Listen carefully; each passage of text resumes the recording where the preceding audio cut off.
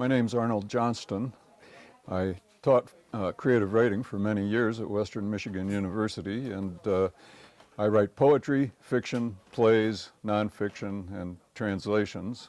And I thought I would read a prose poem and a very short sonnet. That's great.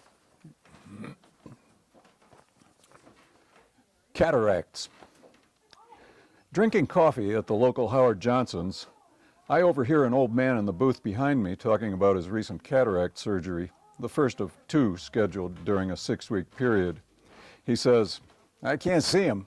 A cataract intervenes." He says nothing more about the him he can't see. He says he sometimes wears an eye patch, but not the aluminum cup they gave him for sleeping with.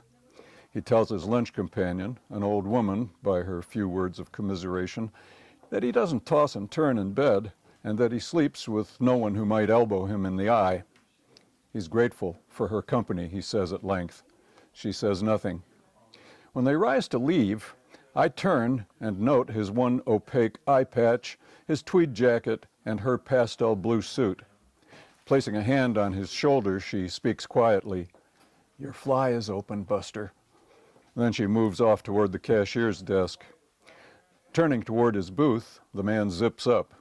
He has difficulty getting one arm into his overcoat. I resist the impulse to rise and help him. He drops his check on the way to the cashier, and the old woman watches as he picks it up. "How are you today?" the cashier asks. "Fine, fine," the old man answers. He escorts his lady through the door and down the steps. He pulls a handkerchief from a pocket and blows his nose as they move off to the parking lot. That scene took place 40 or so years ago. Around the same time, a friend said that the Japanese-born conductor of the local symphony orchestra told him, "I have cataract now." The friend said, "That's too bad, Yoshi. Which eye?" And the maestro grinned. "Not in eye," he said, "in parking lot. Brand new Eldorado." Now, I'm probably older than the old man in the Howard Johnsons at this point, and cataracts are parked in both of my eyes. My ophthalmologist is Dr. Joe Doe, a name that seems to invite background checks from highway patrolmen and credit card companies. But he's teaching me about extended depth and toric intraocular lenses, why my amblyopia and astigmatism make for expensive choices. My wife had her cataracts removed over a year ago. I tell her my Hojo and Maestro memories. She says, "Who needs an Eldorado? You'll be okay, Buster. Dr. Doe will intervene with a laser, and I'll make sure your fly is closed when it needs to be." And this sonnet is called Pusillanimous Poem.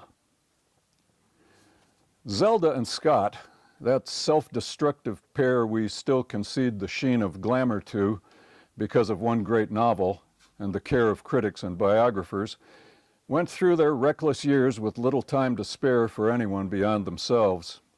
It's true they suffered in the unrelenting glare of blazing notoriety, but who can say they didn't choose their cross to bear? If talent and sheer craziness could do the same for us, whom do you know who'd dare to join that drug and drink besotted queue lined up to take their chance to play the game of trading life and self and soul for fame? Thank you.